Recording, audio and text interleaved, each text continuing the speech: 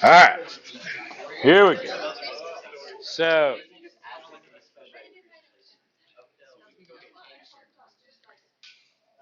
all right, so lowercase n,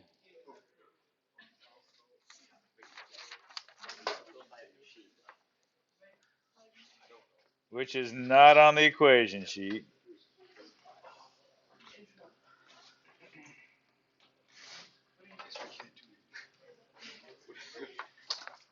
is the electron density. Okay, it's the number of electrons for every 1 cubic meter. So if you have like a chunk of copper, some conductor, you got a ton of electrons. The Ne is how much is in 1 cubic meter. Okay, so to make this a little more relevant for a wire, it's um, the ratio of how many electrons are in this volume of wire. The volume of water is going to be the cross-sectional area times some length, delta x. Okay, good with that? Okay. So the electron current, this is just if you had to measure the car current on I-65, you would go over an overpass and you would count 1, 2, 3, 1, 2, 1, 2, 3. How many cars go underneath your overpass every second? That would be your car current. This is electron current. The reason it's different than just normal current is because we're not worried about the charge. Okay, because regular current is equal to the number of how much charge there is for every 1 second. Okay, or in calculus terms, that. Okay, so this is just looking at the number, not so much the charge. Okay, to figure out the current, what we would do the number of electrons times the charge over the time. E being the charge of 1 electron.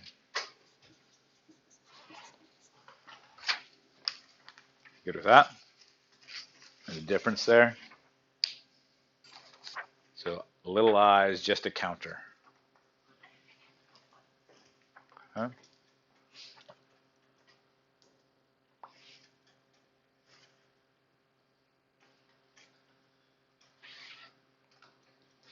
Okay.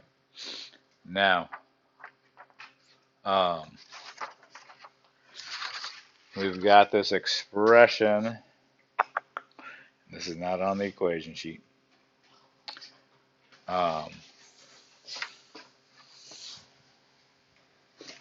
So we can find the number of electrons by having our electron density and multiplied by our volume. But we can find delta x by saying the drift velocity times a certain amount of time. Will give you your delta x, how far these things have moved in a certain amount of time. So we're taking this an expression and plopping it in for that to give that. Okay.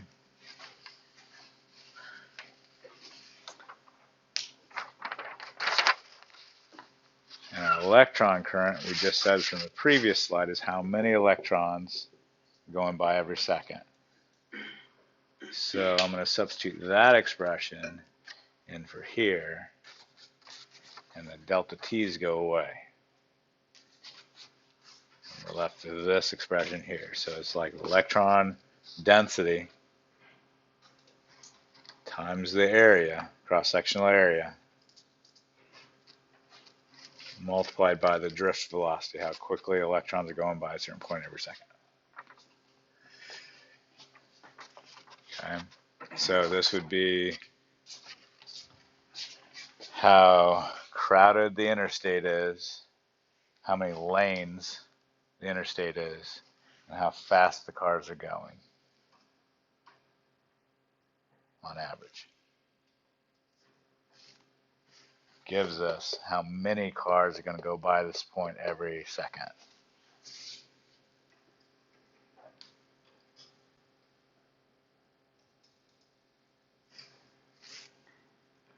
Okay, with that, this would be like cars per meter. This would be how many lanes there are.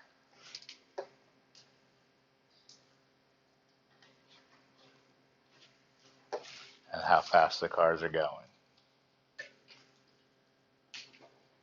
Okay, with that.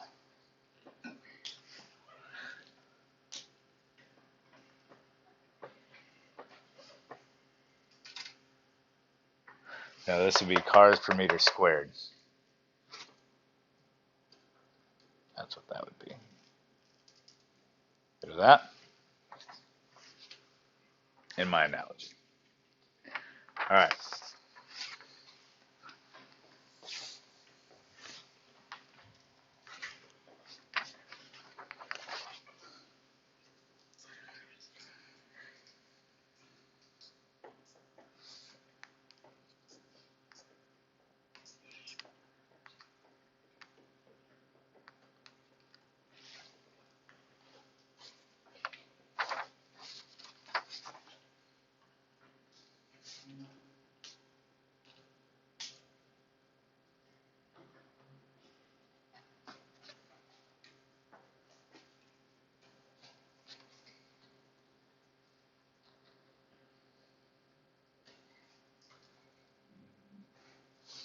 Tell your neighbor.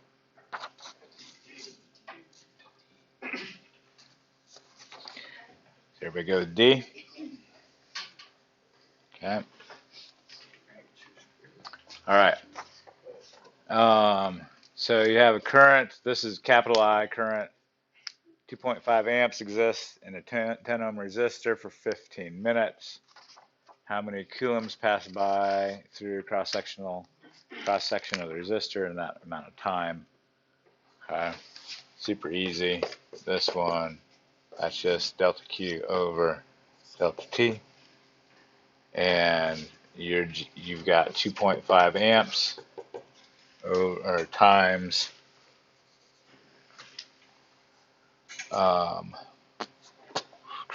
15 minutes.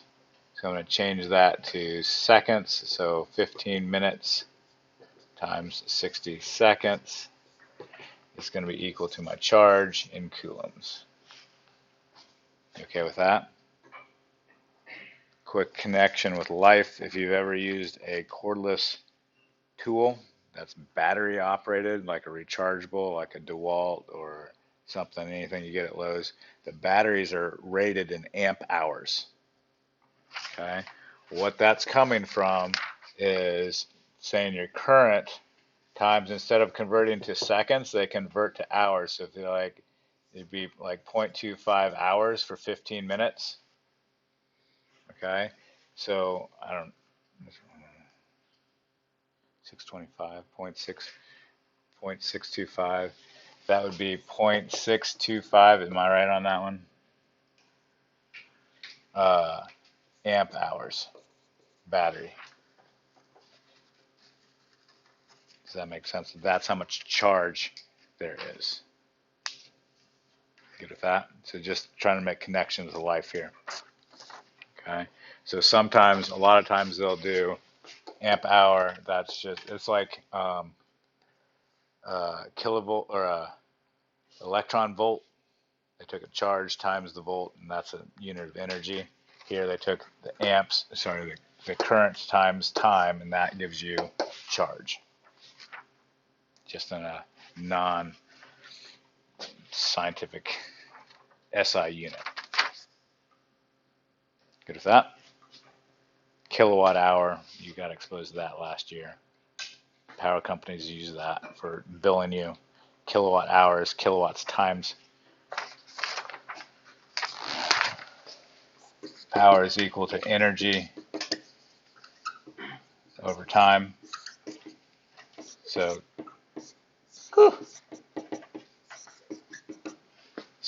kilowatt times hour is a unit of energy. And that's what your electric bill is based off of.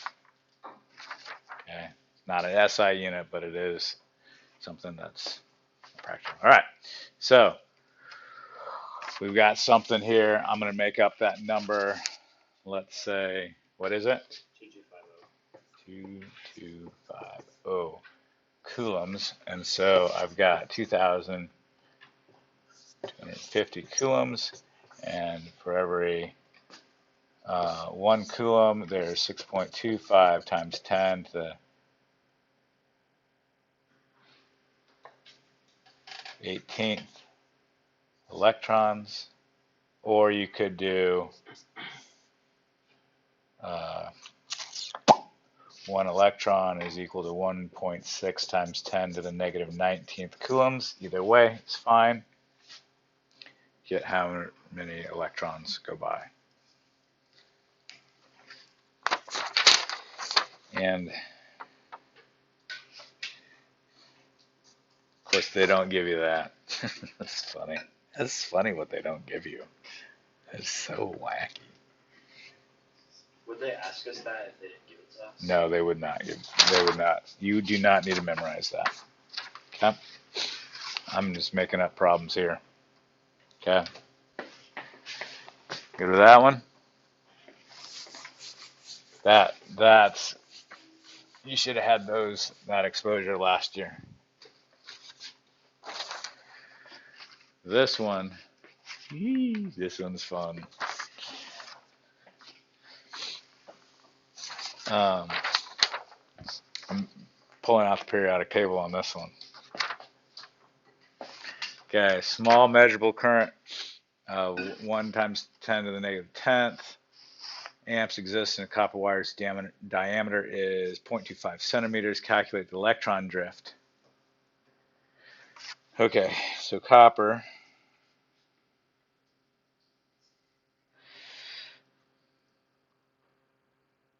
I don't know how that helps me. I think copper has a charge of +3. Yes. Yes. I'm like oxidation number. Yes. Chemistry. +3. +3. Okay. So. Okay. So in our sea of electrons, every atom contributes 3 electrons.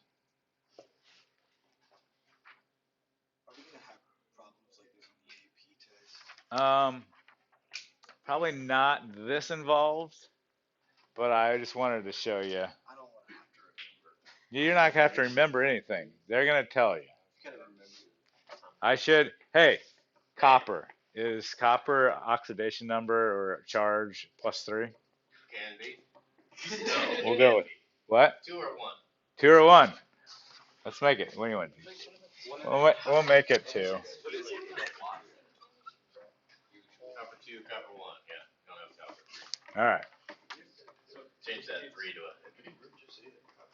What do I see? Yeah. Was it you? Was it Ruth? Did Ruth tell you 3? No, I just said, is it 3? And no one disagreed. So Everybody went, sure. That's what they did. Who's the damn teacher here? I'm out of my lane right now. All right. So we are looking for. Okay, we can find the area.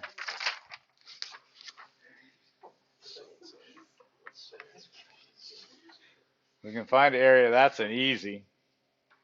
So copper.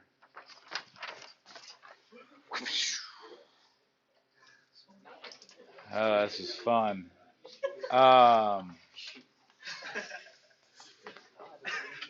Copper, molar mass.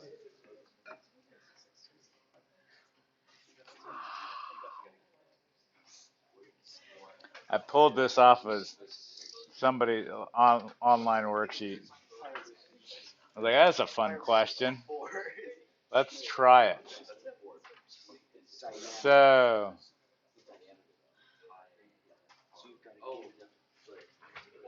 copper,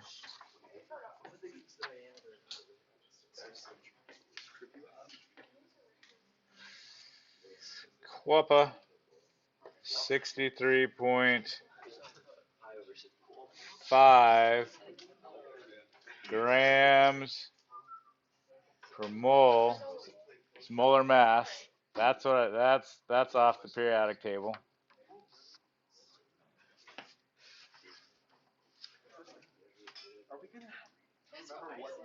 No. They don't have you remember anything. Like what molar? Do we have to remember what molar masses are and like how to do math with mole? Not yet, but maybe. I don't know. I'm just trying to prepare you for anything. I hate chemistry so much. Okay. Stink. Come on. Density. Density is mass per volume.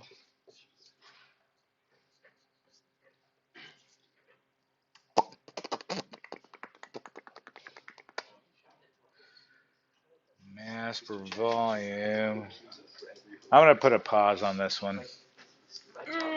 Think how to do this. Mass per volume. That's grams per mole.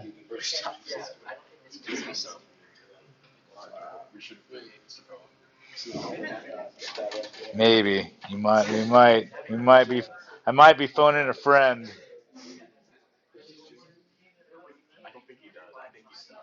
There's that many. I'm looking for how many atoms. That's true. You are. That's what I'm looking for. Because once I have that many atoms, then I just multiply that by 2 to figure out how many electrons. I just need to figure out how many atoms. I need it. Right. I'm surprised they didn't give me something. Didn't you say you made up these problems? I know. I pulled this off the internet. Like, that sounds like a good. This seems like an ICP question. Aren't you not gonna have to? Won't the volume cancel out later because you're looking for drift heat in the end? Yeah. Integral. So you can pick an arbitrary volume. Just leave a variable. All right, we're gonna say volume. I mean, so there's. It's also just make up the drift speed of copper. So in copper. Oh, that would be cheating. The electrodensity of copper, 8.47 times 10 to 28 atoms per cubic meter. Okay, so if we don't get that, then Mr. Smiley is wrong. I don't know if this is helpful. But. All right. So yeah, sure, go ahead. Can you or eggs? All right. So we've got.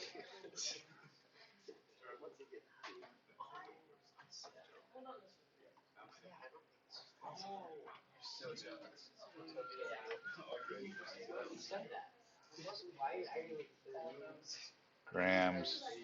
Density.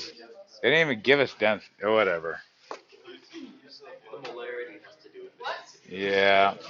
That's how you're supposed to get it. It's more like your quantity. A lot bigger. Yeah. No, it's. All right. So.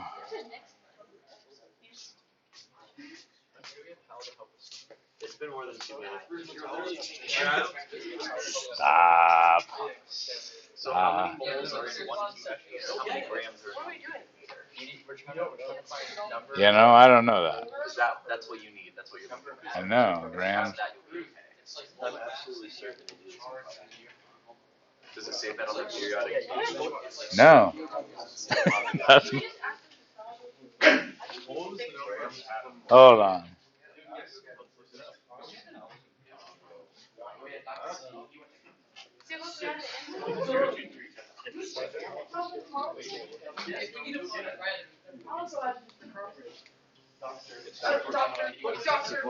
Current is this. Where do we find density?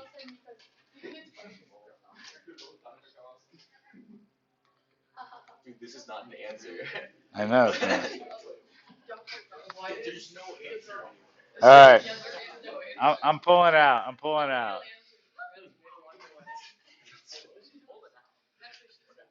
I'm like, yep, ejecting. Eject. I'll come back with a better performance there. I thought that would be like beautiful, but it was a crash and burn. That's a poor showing. Who teaches you guys? This is pathetic. All right.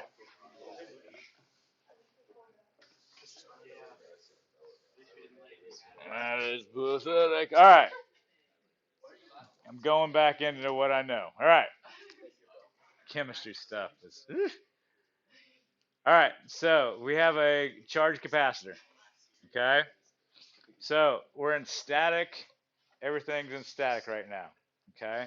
So the electric potential at any point along here is the same, right? It's a conductor. Okay. There's an electric potential difference across here. There's electric potential difference across here. The electric field inside here is all equal to 0. So we're in static. But the moment we connect this, crazy things happen, and it happens in like nanoseconds type scale. Okay. So it establishes this. Is a gradient a good word for that?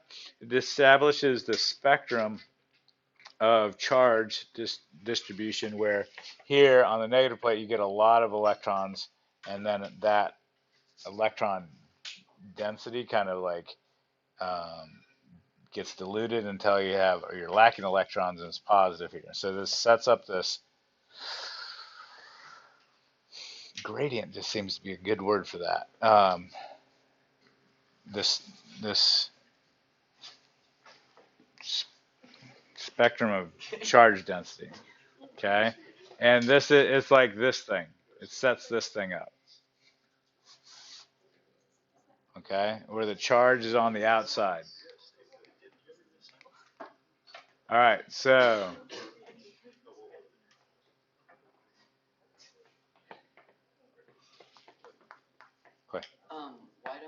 why don't the charges like spread out evenly? Or like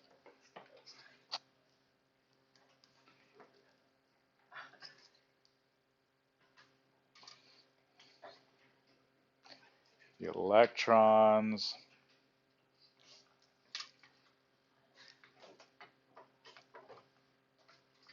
So they want to go to the positive plate. the electrons. Electrons want to go to the positive plate in the opposite direction of current. And so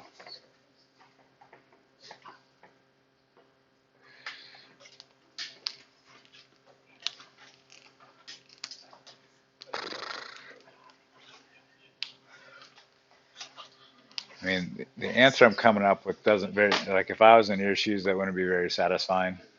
The answer I'm coming up with is like, well, it has to establish electric field, but that doesn't, Yeah. that's not what I'm asking. Um, so there's a desire to go to the positive side. And so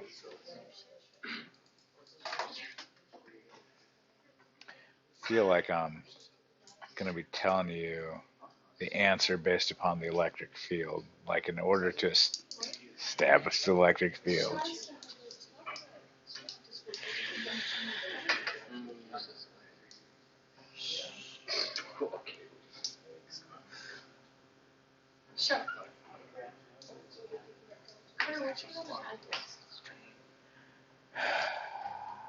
This is not a very satisfying answer either, but Okay, so looking at electric potential in terms of elevation, the positive side is up. I'm going to draw it as a circuit like this, even though that's not really a circuit, and the negative side's like this. Okay, so there's just a jump here. When you connect that, it makes that change in elevation across the whole wire if the resistance is consistent there. I know that's not satisfying either. It's just weird how like I thought that like they would want to spread out more of each other, so like the charge would want to spread out more. So there's not in static anymore. That's the difference. Okay. All right. Did that? Did that? I don't know if that answered. It's I not guess that, static. yeah, that kind of explains. It's not static. Okay. Okay. What do we have here?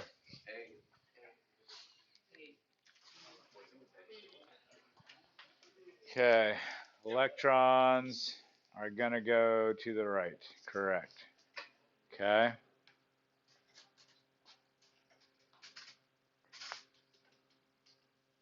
James. Yep. Correct answer is B, to the left. Electrons are going to go in the opposite direction of the electric field. Okay. So this is a pretty cool, like here we had a ring of charge. We know how to do a ring of charge. It's going to create an electric field going at this point going that way. This also has a ring of charge. It's a little less positive. So at this location that's halfway in between, you have a smaller electric field going that way in the opposition. So the net electric field is that way. You can have that same conversation anywhere along here, like, hey, we've got a positive, it's going that way, we got a negative, oh, it's going that, oh, you add those up, but this is okay. And it creates this electric field that's going out of positive into negative across the wire, or sorry, through the wire. When I say across the wire, meaning this way. Okay. So, the plight of an electron is rough. So usually, like, let's pretend there's no electric field established.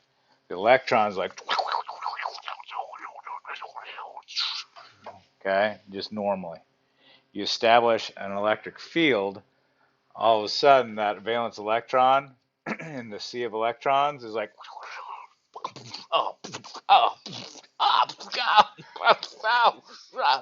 and like the average drift velocity is the speed it's going. Okay, and this is going to be on the magnitude of like millimeters per second.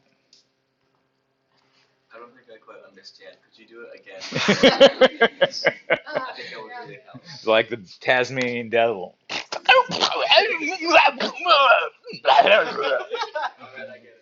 Good. So many good YouTube shorts that are getting done. Okay, good with that. So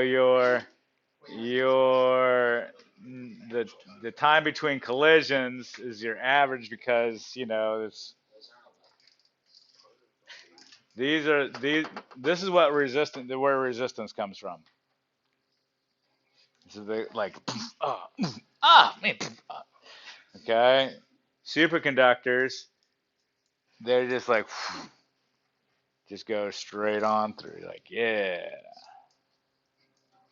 Okay, no resistance. And if you heat up a metal, the nuclei of the copper is going to vibrate more, and it's just a rougher gauntlet for those poor little electrons getting through, which causes more resistance. Good with that? Charlie? So basically when something's like super cold so that it's superconductor, electrons move through with no interference. Yeah, because it's more than just being super cold. There are, I mean, we're working on making it warmer and warmer, but that is right now a necessary ingredient. But it's not this only. You couldn't just take something like copper and bring it down close to absolute zero and make it superconducting. But is that so? That's because basically the paths remain constant, consistent. Because like the protons are vibrating. You know what? I don't know that answer. It would make sense. Like it can just fly straight through without going in. It's not gonna, but it's not gonna be an. The textbook says it's a quantum mechanical effect, which is probably beyond the scope. Quantum mechanics is cool, but it's also super lame because people use that as an excuse to not explain. But it takes so much math. It, yeah. So much math. Okay. So you've got this is charge of an electron. The time between so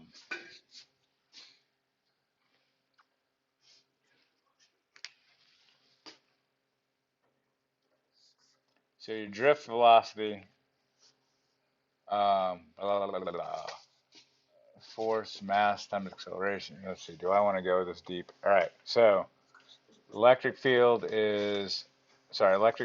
is electric field times charge. In this case, we're just going to look at an electron.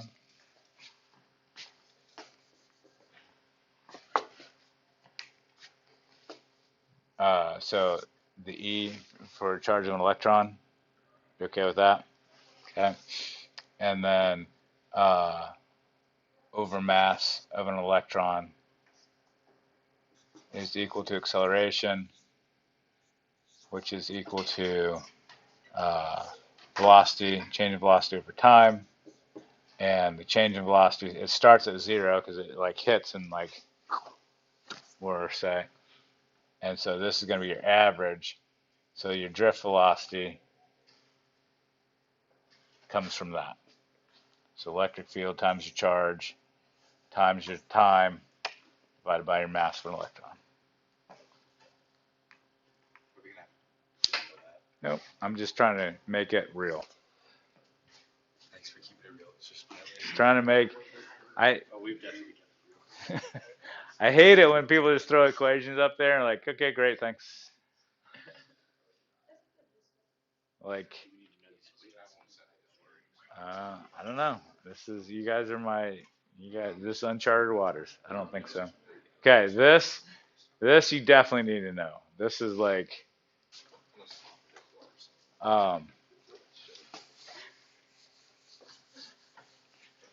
so we know this. This is, I mean, technically, you're like, Mr. Smiley, it needs to be negative. You're right. This is this. Okay. We're saying that the electric field is going to be constant for over this wire. Because it has a consistent resistance. Okay. So is everybody all right with this? That's a poor question. What's wrong with you if it isn't? Josiah. Is the change in S there just like generic length? It is generic length. The exchange that would change. The reason why they do delta S is because the wire could do this, and you're looking at this distance here. This would be delta S. Okay, good question. Okay, so current density. There are equations for this. This is how much current there is per meter squared. So the field in a wire is constant. If this, for a wire, for a given amount of wire with certain dimensions, yes. Is that because like the charges on either side just bounce out to make it constant? So this distribution of charges is a continual change. It's a constant change. Okay. You all right with that? Yeah. as we'll see later, if we change the geometry of this wire, that's going to mess with this electric field. Got that? Okay. So charge density is a new term. Okay. It's like how much charge there is per meter squared. Okay. And that's also equal to electric field times, over the resistivity. Okay. On the equation sheet, they give you I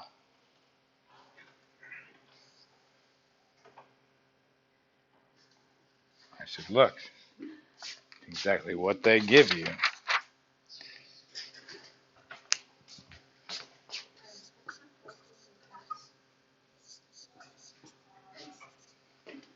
Okay. So they give you that. Okay, the integral of current charge density as a function of, or with respects to a little change in area. Is that not a surface? It is. Okay, but we're gonna make it not so scary here in a second. Is that the perpendicular? It is. Yep. So this technically, from a math point of view, the direction of the area is normal to or orthogonal. Yes. Yes. Nice. Look at me. Orthogonal to the area. If that means nothing to you, don't worry about it. Okay. So using Ohm's law, this is just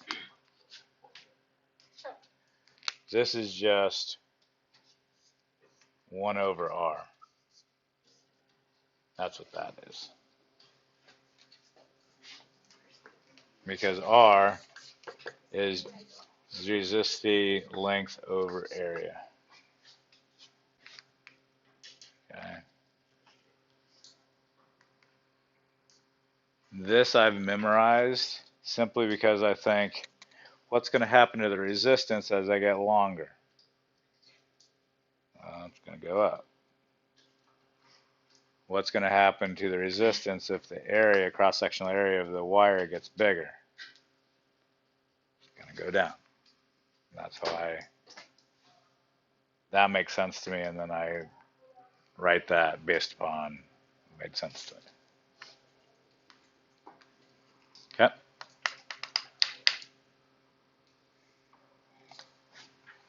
So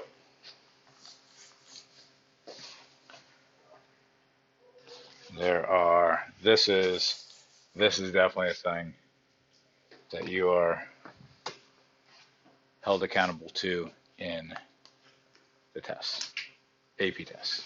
Wire radius 1 millimeter has a current density of J R squared. What is the current through the wire?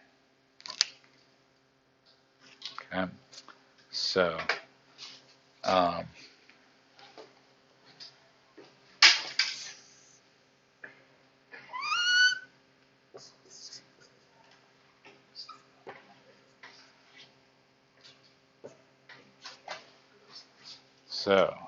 see if you can figure out what to do with that.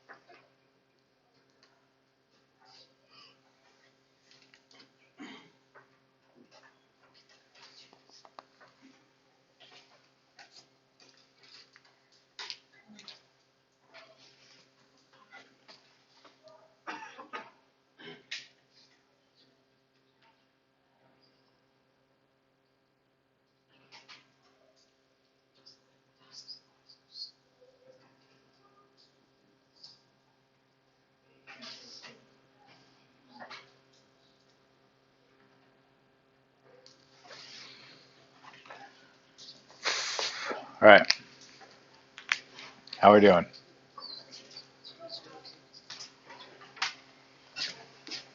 Okay, so obviously we're going to go from point, well, I don't know if it's obvious. That's what we're doing, right? Limits of integration. But my DA does not agree with that. Problem, right? How do I get a small change of area but relate that to the radius, change in radius? Just think. Question or answer, Jared? Tell your neighbor.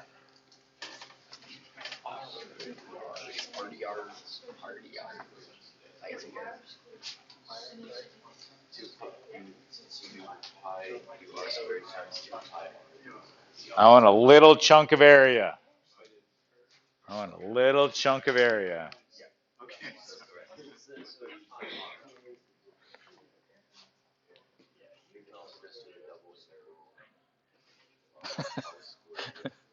Good job, Charlie. All right, so J is just going to be R squared, yes? dA, I want a little chunk of area. What's the area of that? Well, it's going to be the circumference times a little width, dr. How do we do? Okay, is that in your wheelhouse? I don't know where that expression comes from. So old. We could. Okay, so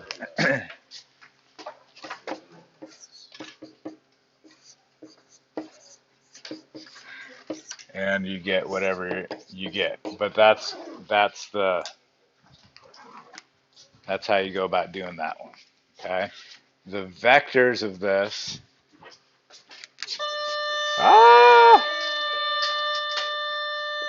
J is going in the same direction of the current. A is orthogonal to the cross-sectional area. You're looking for the component that's parallel. It's all parallel. Okay. Mr. Smiley. Yes. So wheelhouse is an old nautical term referring to the room in which the steering wheel is held in the boat, which basically means that it meant like within your area. Nice. Look at that.